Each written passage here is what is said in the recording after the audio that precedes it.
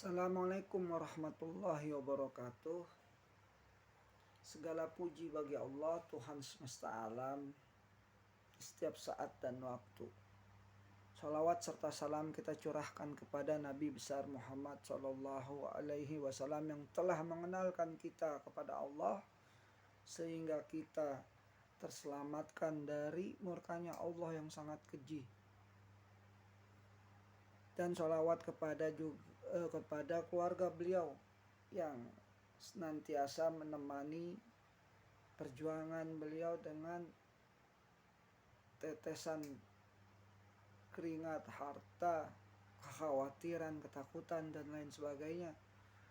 Juga kepada para sahabatnya yang juga demikian. Masya Allah, tidak bisa terpikirkan oleh kita. Sehingga mereka mendapatkan ridho Allah dan Allah ridho kepadanya para sahabat ini. Subhanallah.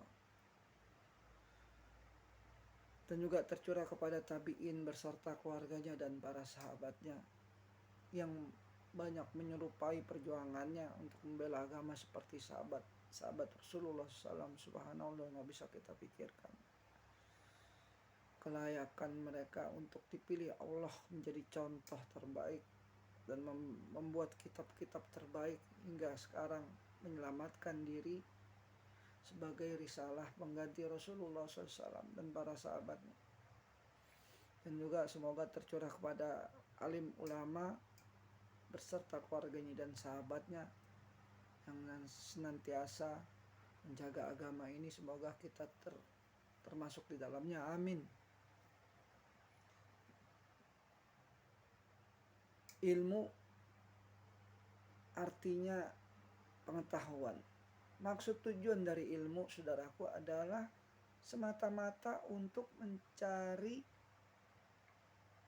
jalan, memilih jalan baik dan menolak untuk tidak memilih jalan buruk. Itu maksud ilmu. Ilmu untuk disebarkan pengetahuan ini kepada seluruh manusia. Dan tidak ada takut kepada bullying, bahwa ilmu harus dimiliki apabila dia masuk suatu gedung tarbiyah, boarding school atau pesantren untuk mendakwakan ilmu agama Allah Rasulullah SAW yang bawa.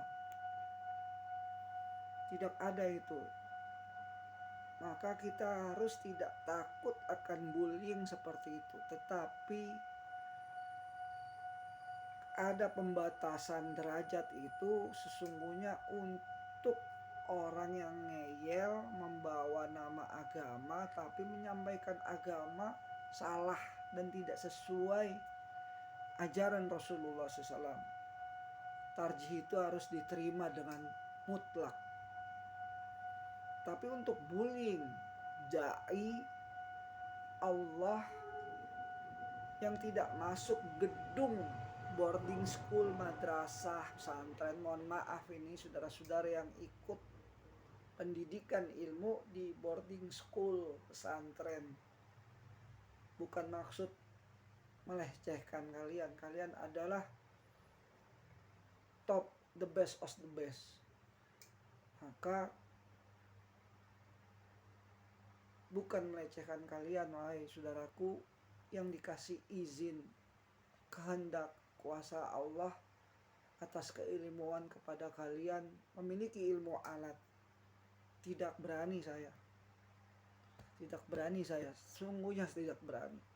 Karena apabila saya niat untuk menjatuhkan orang-orang seperti Anda yang telah dipilih oleh Allah untuk masuk ke dalam boarding school, madrasah, pesantren, sehingga memiliki ilmu alat dan mendapatkan derajat sempurna sebagai alim ulama dengan urutan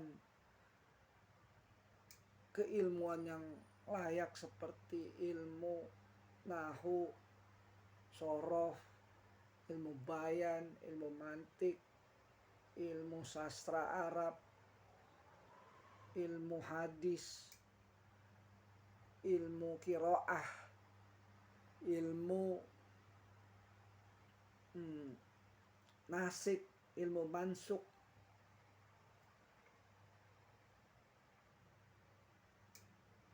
apalagi Masya Allah, ilmu fikih, usul fikih, dan ilmu tauhid. Subhanallah, tidak berani saya, saudara-saudaraku yang telah dipilih Allah untuk menjadi alim ulama, tidak berani. Tapi saya hanya meluruskan, bila ada orang yang telah dipilih Allah dan salah jalan untuk mengajak kepada kelompoknya, akhirnya membullying dai-dai Allah yang mendapatkan pendidikan dan berani menyebarkan agama melalui ilmu yang tidak keluar dari konteks ajaran Rasulullah SAW dan alim ulama, tata tertib alim ulama yang diikutinya. Cuma itu saja niat saya, saudara-saudaraku, alim ulama yang insya Allah saya hormati dan saya sanjung, dan saya berani membelanya apabila ada orang yang ingin berbuat jahat kepada kalian. Insya Allah minta doanya, amin ya Allah Rabbil Alamin. Kecuali fokus lagi, karena dalam sejarah Rasulullah SAW menyebarkan agama Allah, memberikan keilmuan tentang mengenal Allah, Rasulullah tidak membuat gedung, tidak membuat madrasah, tidak membuat boarding school, tidak membuat pesantren. Rasulullah tidak membuat itu. Rasulullah mengajarkan ilmu agar kalian selamat dari murkanya Allah yang sangat keji. Tidak ada yang lain. Dan insya Allah ilmu, satu orang disampaikan ilmu, maka sebarkanlah walau satu saja. Rasulullah berkata demikian. Bahkan subhanallah, tidurnya satu orang berilmu lebih ditakuti setan daripada tidurnya 100 atau 1000 orang ahli ibadah. Masya Allah, derajatnya orang berilmu. Nah, derajat pengkotakan derajat ini memiliki derajat keilmuan dengan strata, dengan wah begitu, yang seperti ini mereka sudah sungguhnya ada kekeliruan, tapi jarang.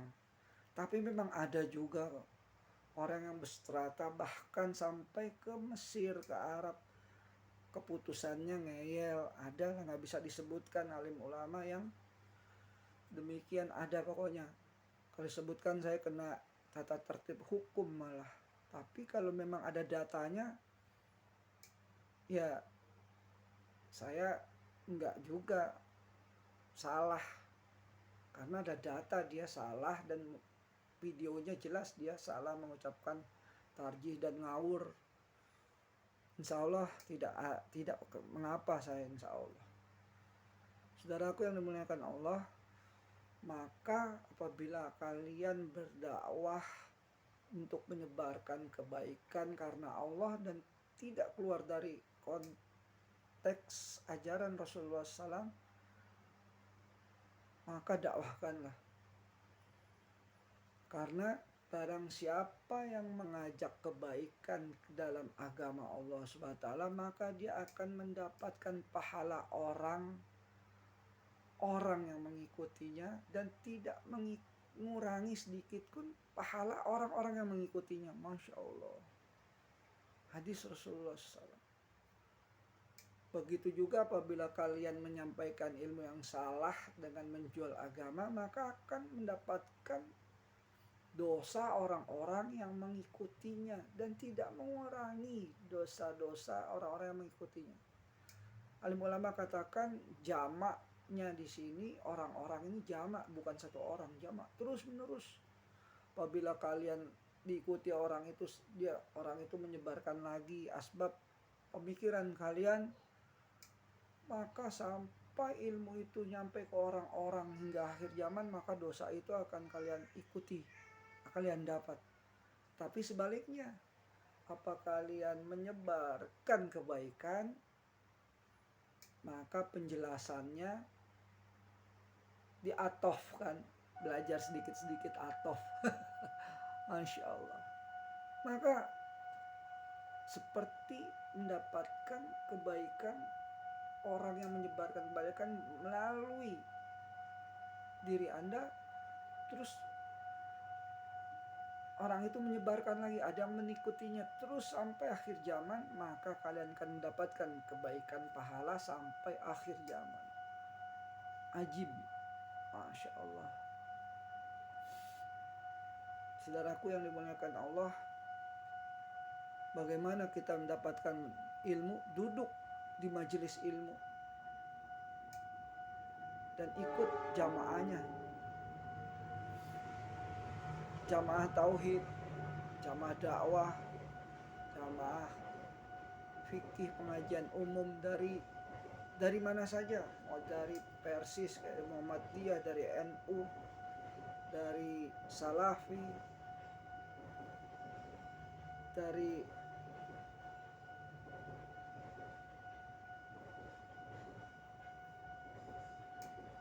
ustadz-ustadz yang dilarang sekarang, yang organisasinya dibubarkan, boleh. Karena pengarang kitab Bulughul Mahram, pengarang kitab Riyadhus Shalihin, pengarang kitab Tabari, yaitu Imam Nawawi Al-Asqalani, mengatakan perbedaan tarjih fatwa dari satu orang ulama atau dua orang ulama, bahkan kelompok ulama, dan semuanya memiliki dalil yang kuat Al-Quran dan hadis, maka halal untuk diikuti oleh umat dimanapun mereka berada. Masya Allah. Ya, akhirnya ada buku-buku tentang persamaan mazhab, perbedaan antar mazhab, karena dibolehkan apabila memiliki dalil masing-masing. Di setiap fatwanya alim ulama sendiri, berdua ataupun kelompok, selama dia tidak keluar dari ajaran Rasulullah SAW, itu fatwanya. Masya Allah. Semoga bermanfaat. 13 menit.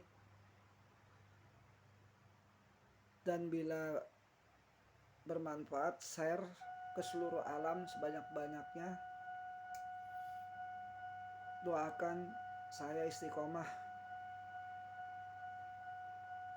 dan mendapatkan manfaat selalu karenanya. Amin. Subhanakallahumma wa bihamdika asyhadu an la ilaha illa anta astaghfiruka wa atubu ilaik. Assalamualaikum warahmatullahi wabarakatuh.